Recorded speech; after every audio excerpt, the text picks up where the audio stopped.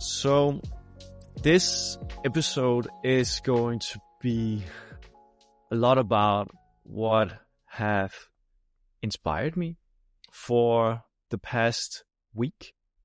Or no, it's the past week, but it's gonna be delivered in not chronological compared to how it has happened in the days, but more like in what sense I believe that it makes sense.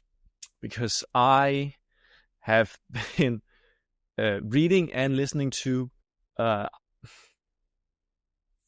4 different books this week. Some that I've started, some that I've just gone back into, and stuff like that. Because I was inspired to try and check those books out, and also some other reasons why. But I have gotten more clearer onto why I do the things I do. I talked about in the last episode that I had a breakdown, and you heard that as well. I hope you found that interesting. I think it was a very interesting episode to make, even though I was so tired making that episode. Holy shit. And in those books that I started reading and getting into, I found more, maybe not more clarity, but more information about maybe why I do the things I do. So the first thing was that Friday. Was it Friday? It might have been Saturday. It was Saturday. Saturday, which is like 2 days ago. I started reading a book called Men Are From Mars and Women Are From Venus by John Gray. And I looked down to the side because I have the book right here at my side. The problem is that it's in Danish, so the title is also in Danish, or the whole book is in Danish, so you would not understand if I showed it to you.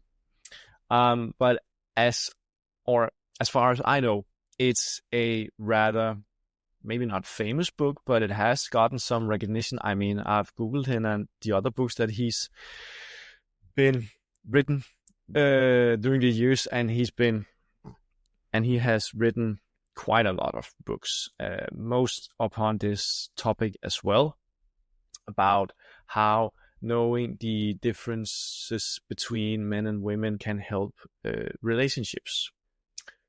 And I was interested in picking up this book because I had a incident at work where I got very angry because of that.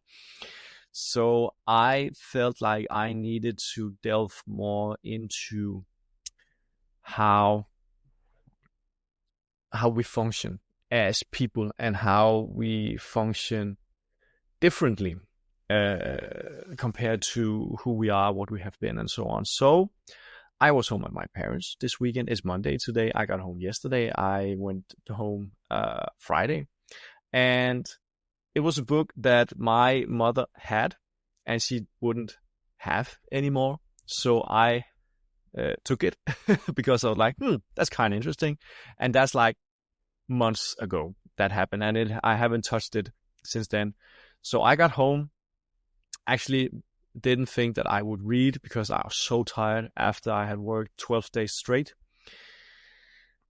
But I just was interested. So when I had a time, when I was home, where I was like, I don't know what to do. I was bored. So I just went in and straight grabbed it and started reading. And 2 days after, I have read almost 60 pages of it. And also listening to some audiobooks, and also started reading an ebook as well. So I'm a bit all over the place. I guess that's just the kind of guy I am, trying to connect dots, I think, and being inspired in different places. Because sometimes I would like to read, sometimes I just would like to listen, sometimes I would like to listen to something else that is not as dense as some of these books could be. So I'm just doing a lot of things and trying to keep building knowledge and just keep reading, because I've realized I have to, or else I would never read the books that I would like to read. So it was very interesting starting this book, because I thought that I would learn mostly more about how women are, but I'm actually also learning about how men are. So learning more about how I am as a man and learning about how women are as women, what the differences are and how they can be tackled from the perspective of a man and from the perspective of a woman. That's actually pretty interesting and pretty fun. I really enjoy reading the book, and I think that's why I've already gotten 60 pages, even though I haven't sat down like, okay, I did Saturday. I sat down and just read it. But otherwise than that, I haven't planned any reading time in my day, because I rarely have time for it. So it just happens here and there when I want to, kinda. And I need to be better at planning it, because it's very nice. I like it. But as I started saying, I was faltering, or was it wavering, I think you could call it, about my why it is that I want to grow and keep on growing.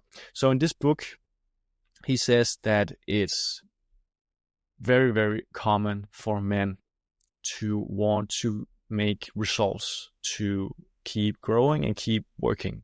And I was like, well, I actually know this. I have just forgot it.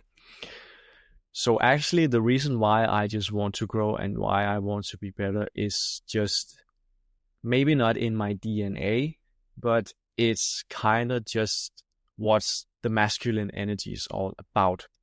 Because I've heard previously that the masculine energy can be compared to an arrow.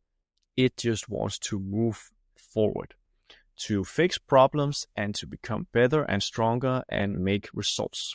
That's the masculine energy.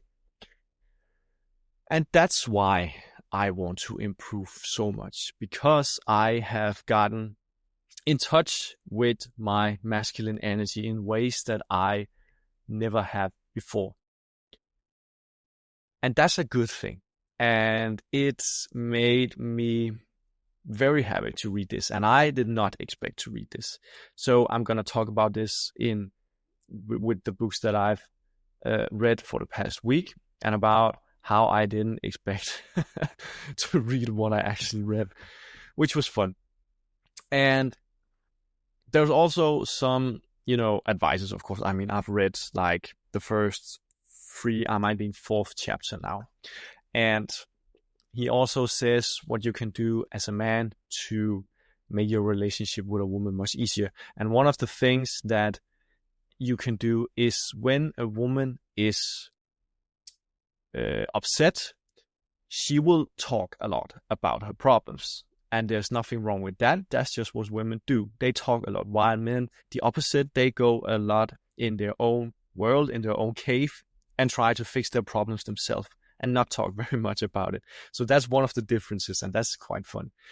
So what a man can do to help his woman when she's upset is to not try to fix her problems, because all she wants to do is kind of vent her problems.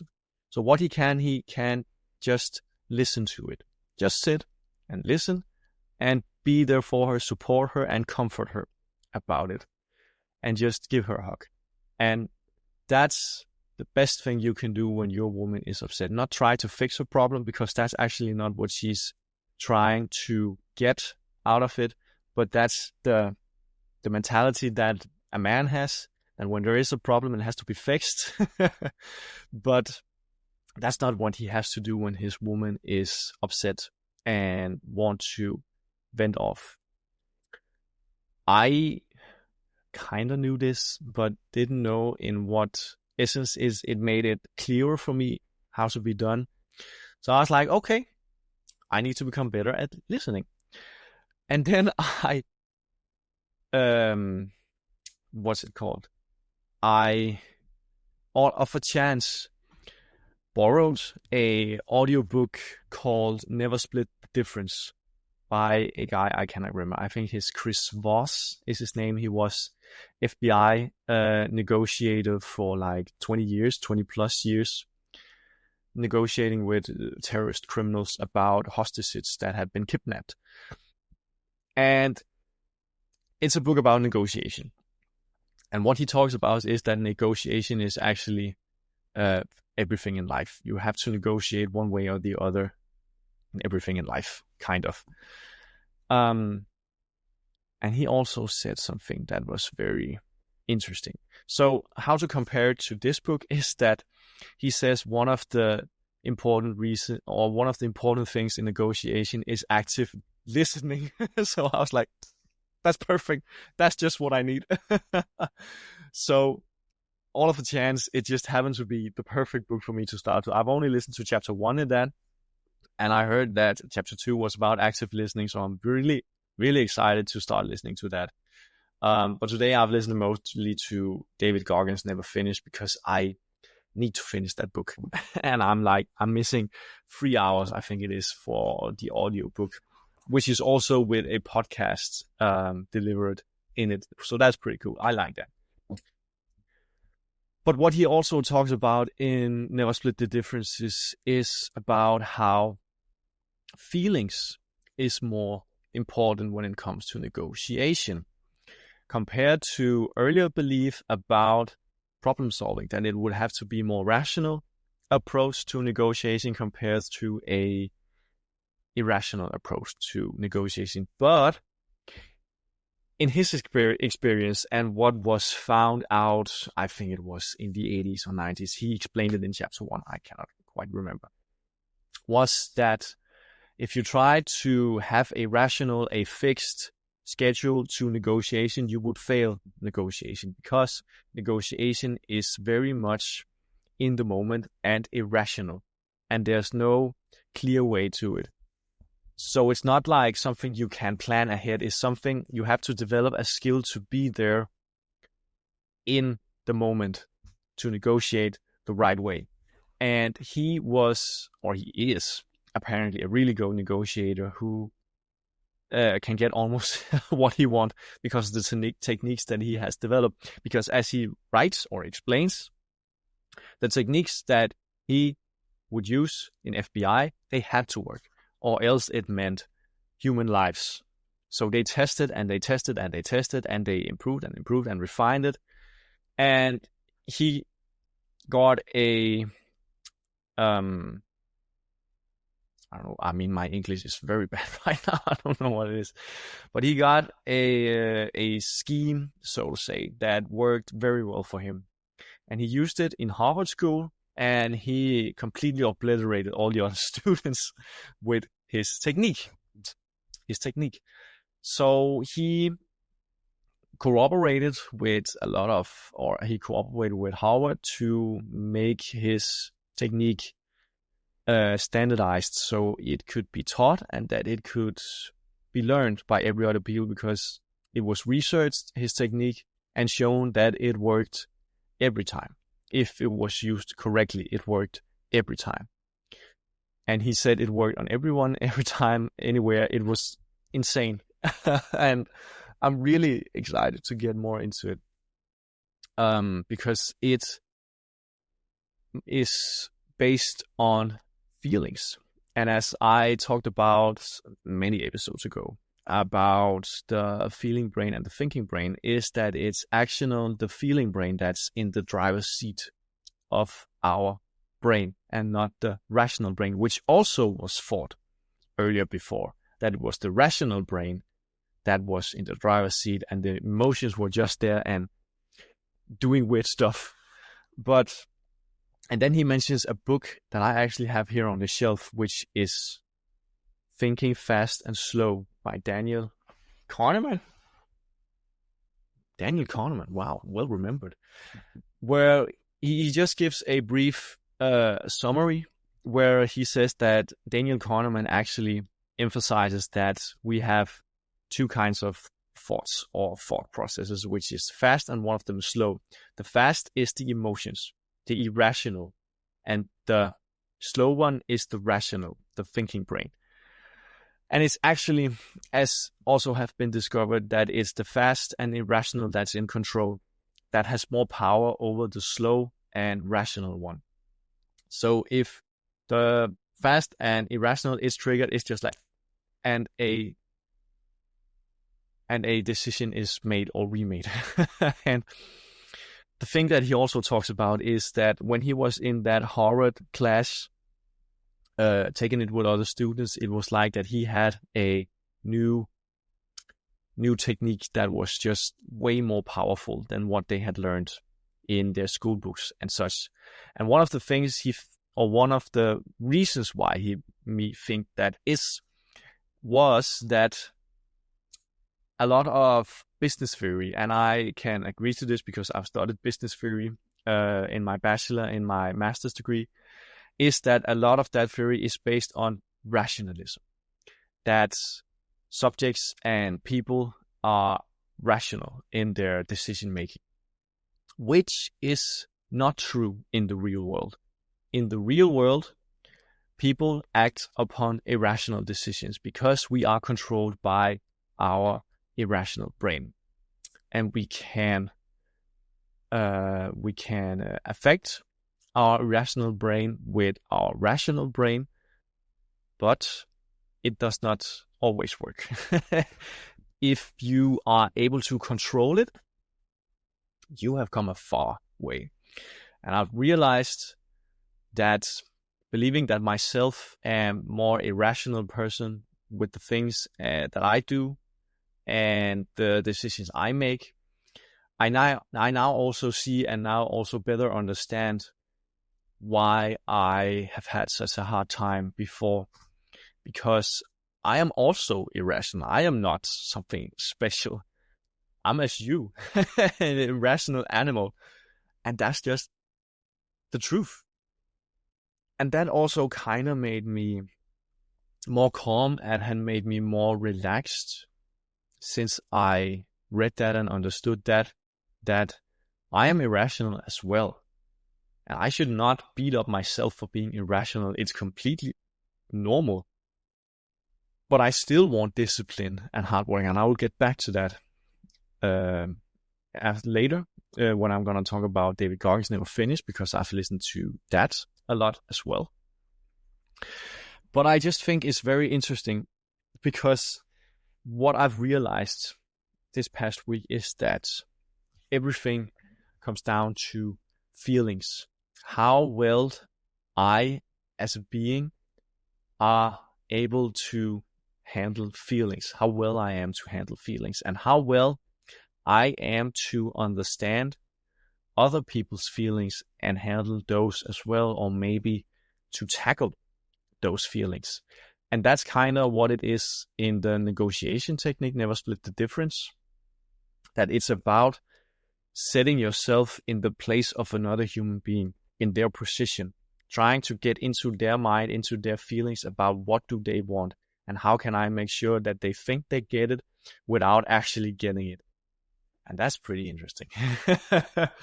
Or maybe, no, what he talks about is how he can make people negotiate with themselves about making them feeling bad in the position that he's in as a negotiator. Like, how can I have problems doing what you ask me to do? How can you solve my problems? Because I cannot solve them myself. How can you solve them? And that makes the other person in the negotiation way more out of their bounds and like questioning everything they do and make them more obliged to just do the thing the negotiator asks for, which is very powerful. And it's kind of cool. I really think it's interesting. And it was by coincidence. I mean, I know about the book. I wanted to read it and it was available. I could just borrow it. So I did. And I was like, I'll just give it a try. And it's really good so far. And I'm not even into the actual technique yet, but it starts with active listening. So I really should start listening to that. But as I said, I have been reading and listening to other things today. So I started Never Split the Difference yesterday. So it's very new. And actually this episode, I think I felt it was I wanted it to be about what I've listened to in David Garn's Never Finished, and it will be, because I think it ties up to this, which is very beautiful. And I really like that. It's when everything's just like ding, ding, ding, when the puzzle just gets in the right place. Oh, I love that. It's amazing. So, men are from Mars, women are from Venus, and Never Split the Difference. So when I realized that it's all about emotions, I have realized this before, but I always falter and forget things, and I have to keep reminding myself about them and remember them in new ways, learning more about them and so on. So I know about the books of Daniel Goleman, which is called the Emotions Intelligence and Social Intelligence. I've also talked a bit about these before in earlier episodes. And I know that my mother have social intelligence, which is how I came to know these books. And I was like, oh man, I really need to read this now, because I read in a section about how to trigger, or not how to trigger emotions or love, but how it was in social settings. And I think that was very interesting, because I want to learn about that.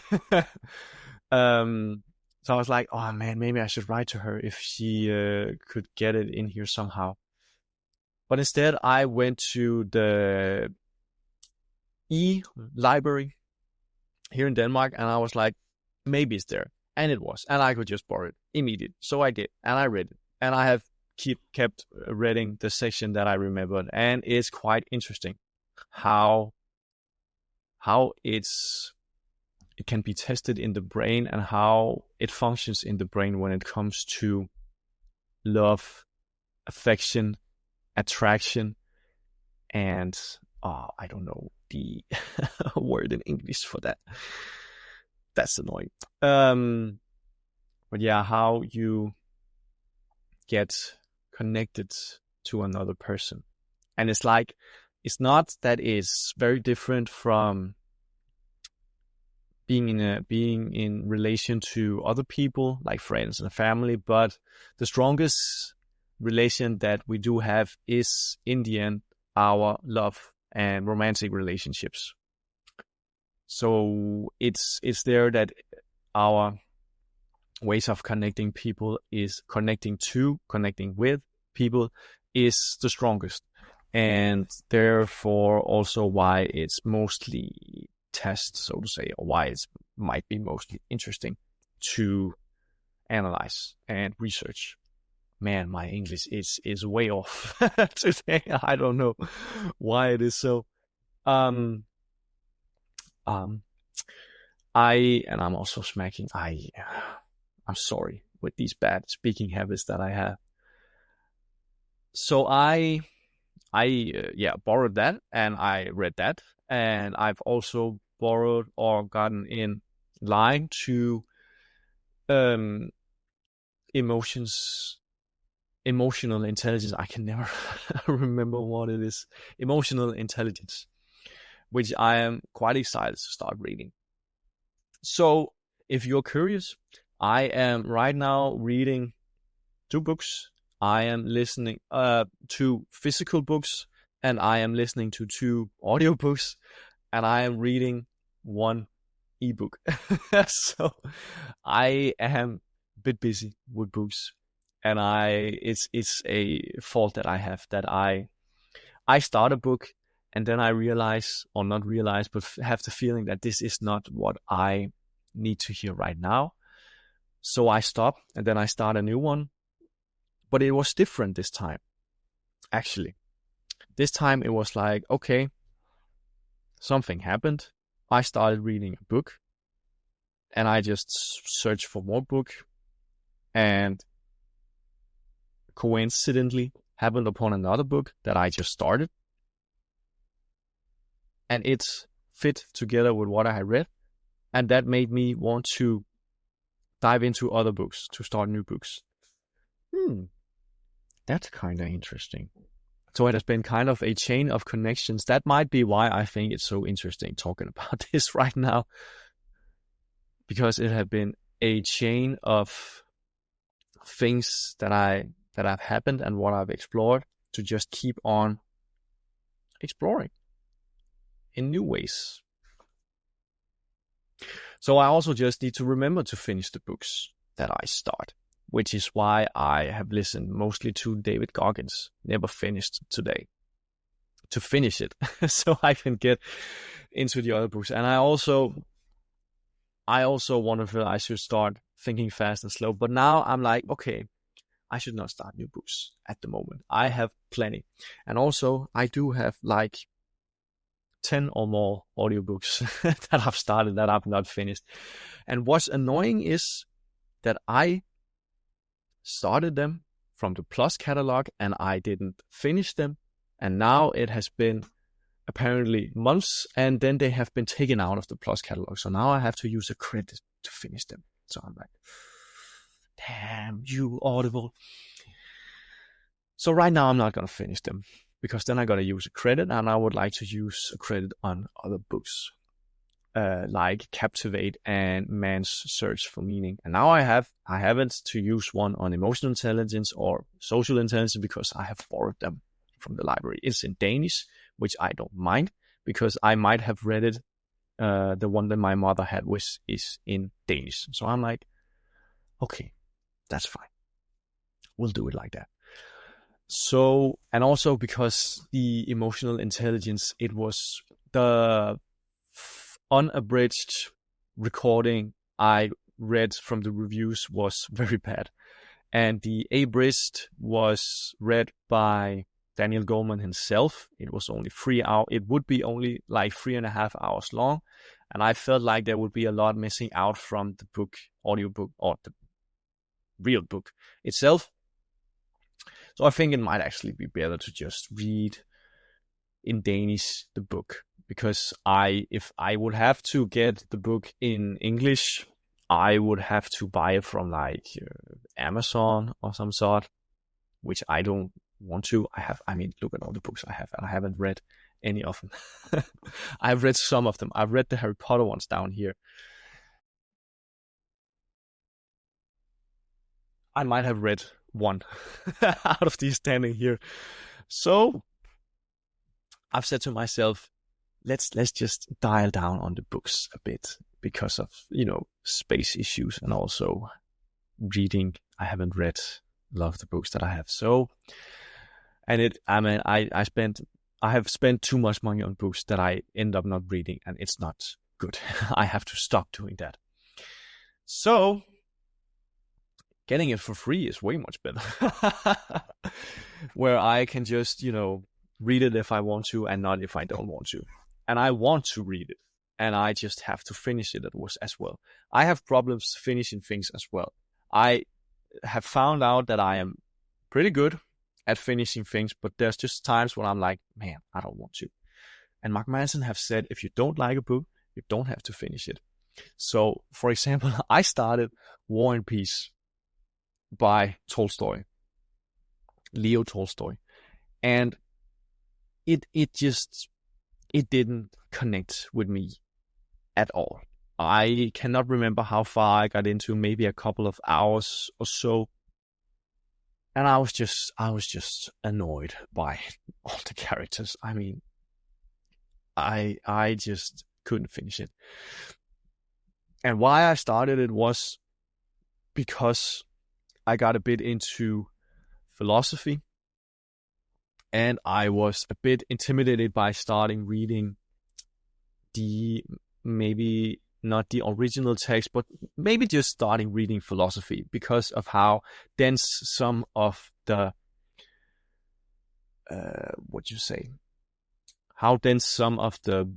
books would be about it. And I know about that, not only because I've dialed a little bit into it, but also just from, no one wants to read philosophy because it is so dense.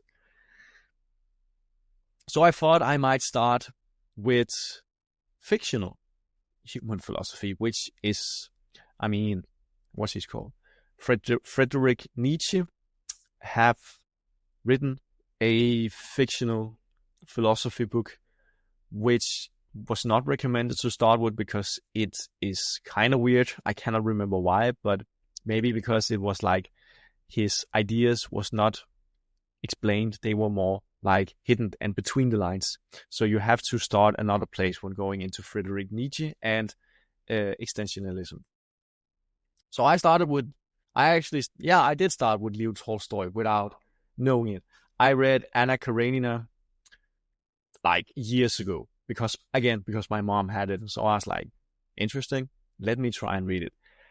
And it was okay. I think it was a tough read because I was bored many times because I think that it's too long and some of the characters didn't connect very well with me. I liked Lenin a lot. I think he was fun following, but also a lot of his sections was also quite long.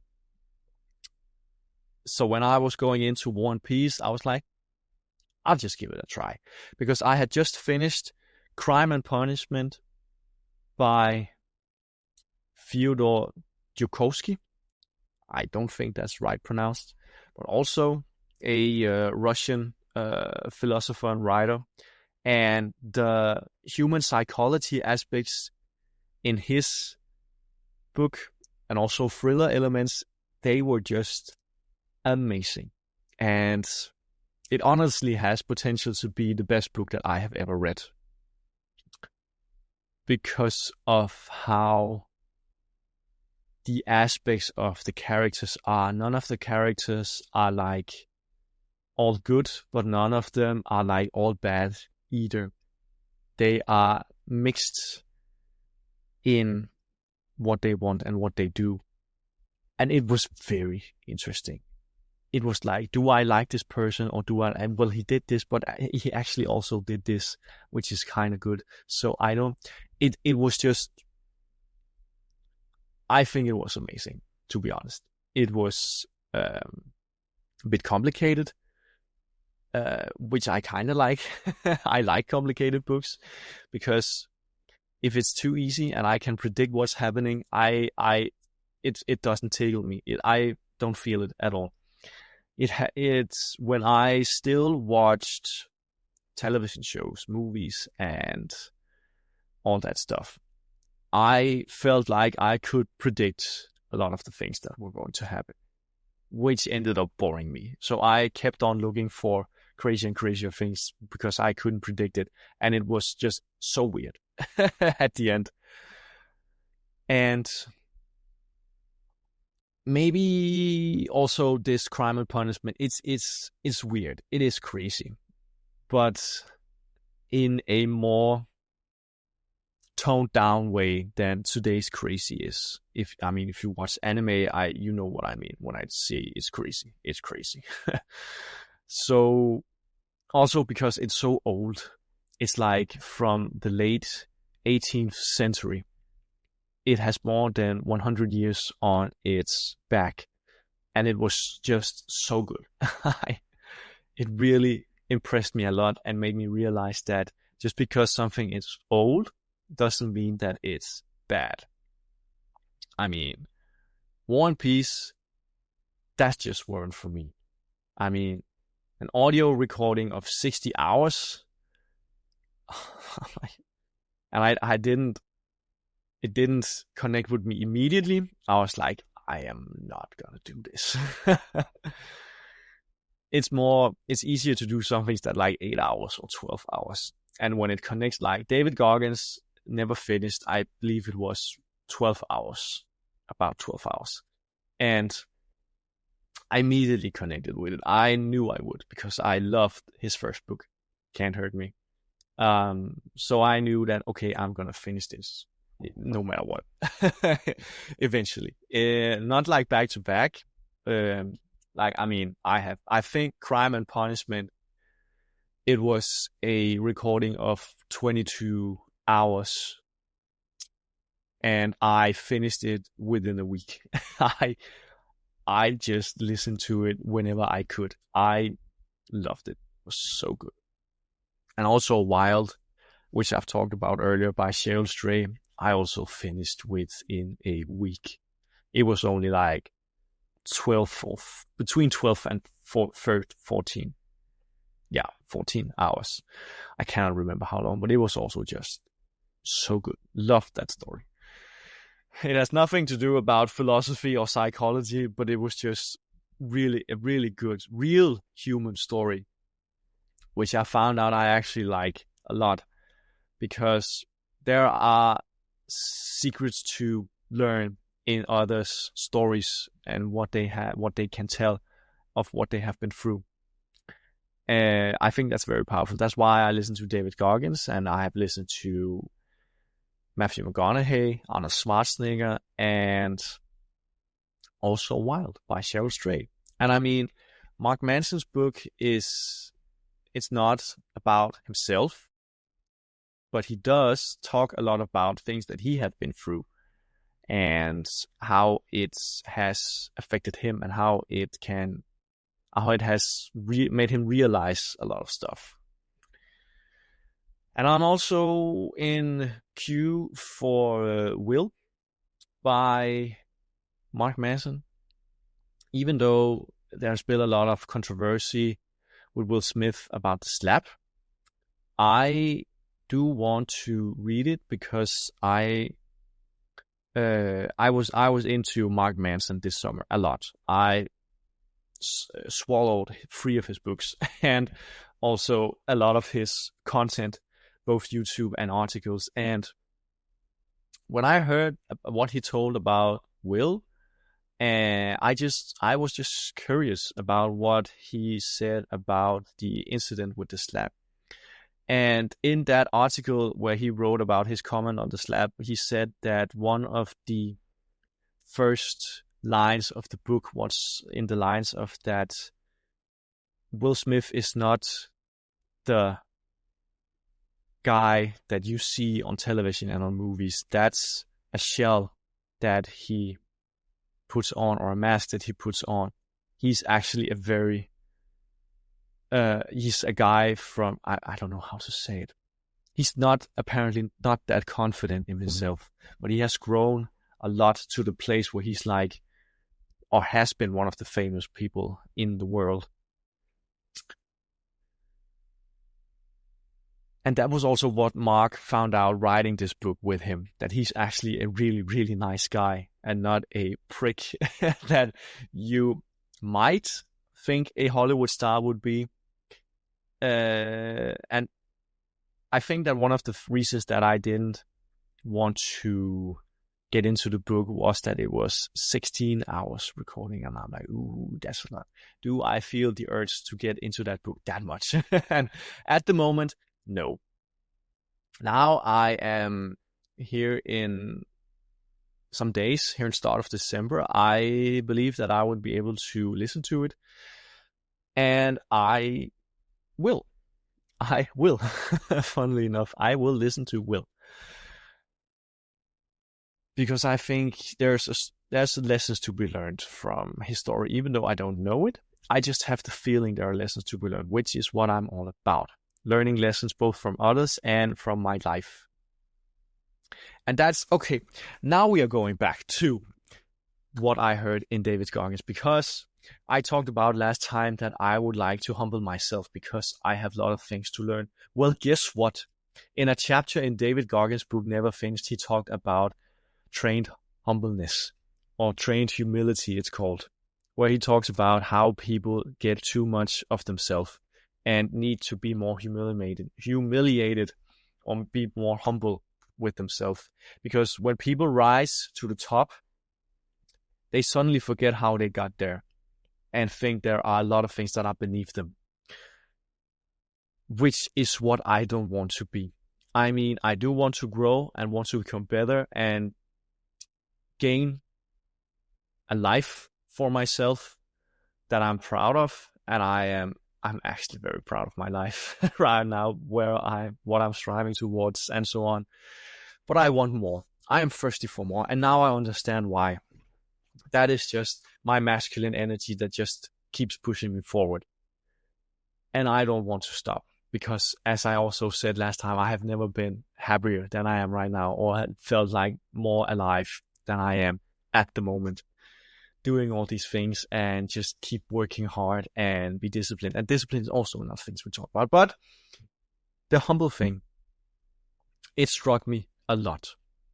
Both a back-to-back chapter, he talks about both how discipline has saved him a lot of times and made him become the person that he is today, and how he wants to strive to train humility, how he still wants to be humble even though that he has achieved so much so far.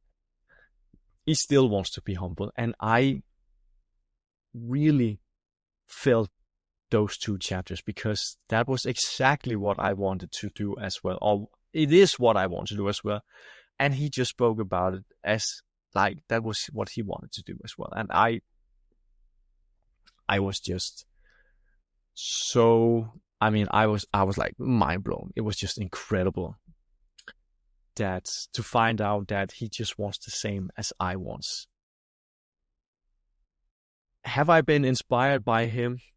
I have been inspired by David Goggins, but these things was before David Goggins, which is what kind of amazed me still, that a lot of the things that I have thought about was during my concussion, about what I want to do and how I want to be. And that was without the influence of any medium, because I could not read any medium. It was just me and my own thoughts. And I've also big fan of Alex Hormozi. I haven't consumed any of his content lately, because I have been elsewhere in other content.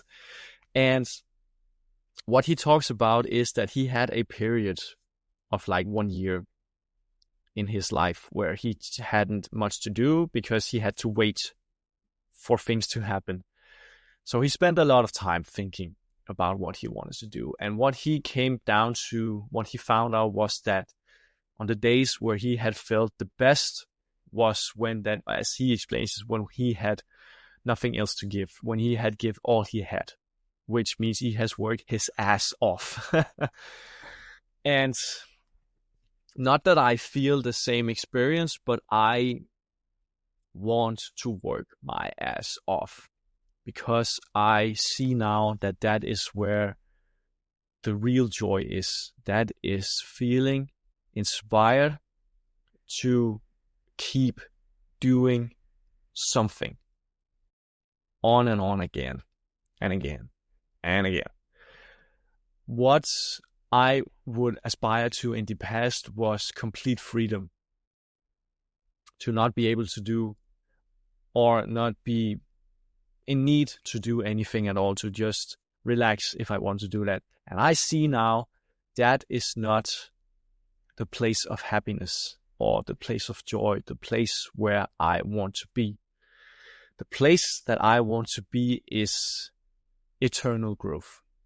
I want to keep growing. I want to never arrive. I want to always work as much as I can.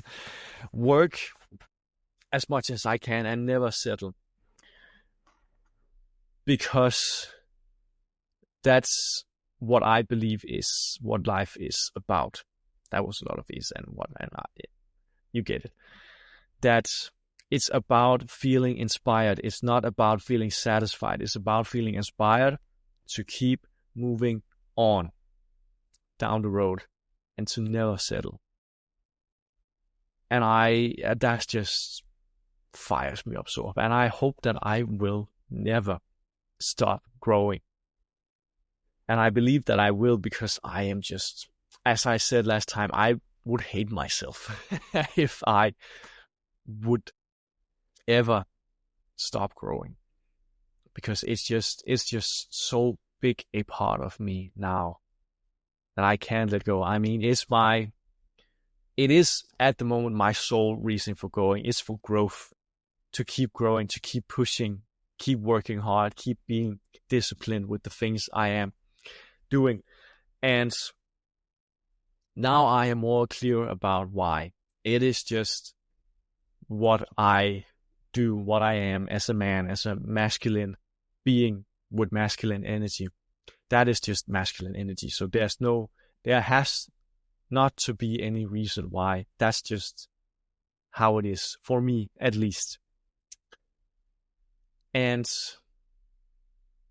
if you are someone with a masculine energy, if you are a man with a dominant of masculine energy, and if you feel lost, I think that is because you don't,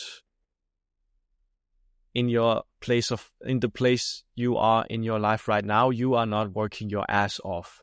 You are being hesitant, and you are doing a lot of other stuff that you might not should do, like watching porn, playing video games, watching television shows, and not growing, not moving forward, not doing anything.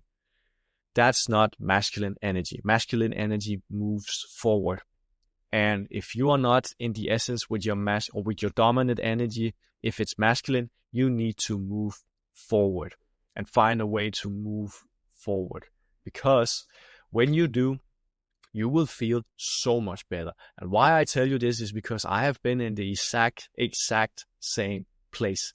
I have been in a place where I did not feel good. I felt depressed. I didn't have a depression, but I felt miserable, should I say instead. And I didn't know what to do.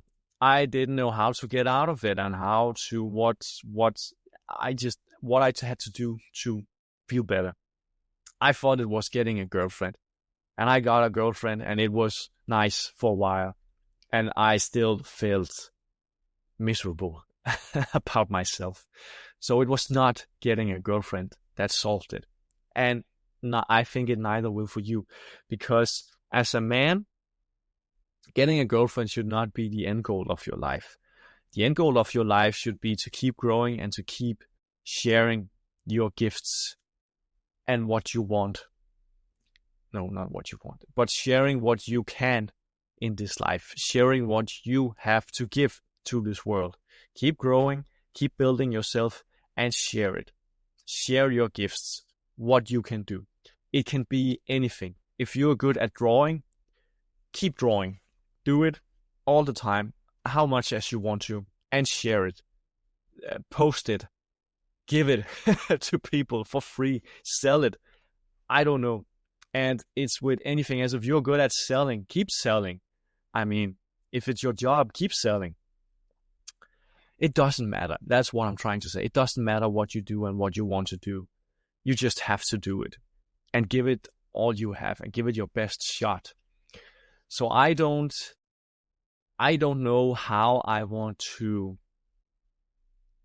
end up sharing my gifts. And honestly, I don't care how it's going to end.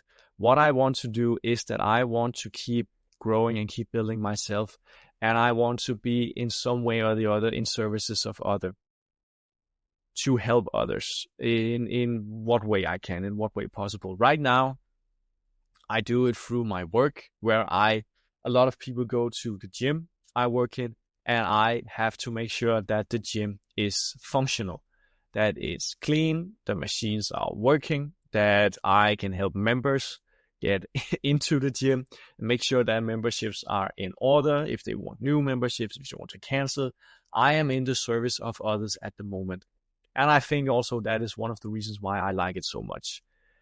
And I'm also doing it through this podcast, or at least trying to. I know I talk a lot about myself, but I hope that you, in listening to my thoughts and what I'm going through, can learn something and get inspired by it in the ways that I, for example, listen to David Goggins. His story. I mean, he has, certain things that you should be doing compared to what he has just told about his story. I don't have that yet. I might get at some point. Right now, I'm just talking a lot about the things that I realize what is happening to me at the moment, things that I realize. And I'm just sharing that because I think whenever I get smarter, smarter, and whenever I learn new stuff, I think that you should learn it too, to keep getting better as well. That I won't share it for or keep it for myself because I have no right to keep it. I just want, and that was so good. I know it was Mark Manson, and then it was another one who says, when you have some knowledge that can benefit others, you are obliged to share it and not to keep it for yourself. And that's also one of the reasons why I do this. Even though I don't make any money from it or anything, I don't care right now. I want to do this, and that is why I do it. And it's a process. I know that. It's only the 16th episode. Alex Hormozi has done, I think it's close to maybe above 600 episode of podcast, and he also has many YouTube channels. I believe in one of his videos he said that in a year they had made 35,000 pieces of content on multiple mediums a year. That's like, okay, it's not 1,000 a day, but it's a lot. It's like really many pieces of content. It's like crazy. And I just do this. This is what I do. And I also post my shorts, and that's it. So it will take time. I know that. In this book that I mentioned last time, How to Become Famous as a YouTuber, one of them also, I skimmed it after I've talked about it because I was interested about the things that was in that I could not remember. And one of them said, keep going. Even though no one's listening, you have to keep going if you want to. Because it took her something like 3 to 4 years of keep posting before she started to get exponential attention. So you just have to keep on. You just have to keep doing it. Which also what they say, both David Goggins and Arnold Schwarzenegger as well, and Alex Hormozi. Repetition. Put in the reps, the hours to keep doing it. That is the most important thing. And that is what will get you to where you want to be. It's not how smart you are. It's not how intelligent or how good looking you are, how much money you have. It's about how much work you are willing to put into it. Damn, I just got fired up. Holy shit. It's about work ethic. How much you are willing to put into it, how much desire you have for it to do it, because that is one to keep you doing it even though you don't even want to. Oh, that's just amazing. And I think that was actually what I had to say from this episode. I will hopefully keep reading. I'm going to start working again. Most of these things that I've talked about has happened in the course of 3 days. Because when I work and I do a lot of practical stuff beside work, and I don't have much energy to read or listen to audiobooks because I would not get anything out of it because I'm so tired. It's a physical work, and I'm working my ass off, and I'm told to take care of myself, to not push so hard, but I just can't because I want to push myself and I want to push my limits. And I have felt that my limits have been pushed. They have moved themselves, not themselves, it's because I've pushed them that they have moved. And that's why I want to keep pushing the limits. Because maybe at some point, when I have pushed my limits so far, I have the energy to still work and also keep reading and keep listening to audiobooks and get something out of it. Which is why I just keep pushing to learn, to grow. That's honestly why I do it. And I do it through my work. And I'm going to end this episode. So, next episode, I have no clue what to talk about. But we'll see what happened during this week. As far as I can see in my schedule, it looks like that it will be a week from now that I tape or record next episode. So a lot of things can happen. I can be inspired by many things. Even if I read, there's a good chance I'll be inspired by something. So let's just see till then. And while you're waiting for next episode, while I'm doing my stuff, I hope you have a good time until then. Bye.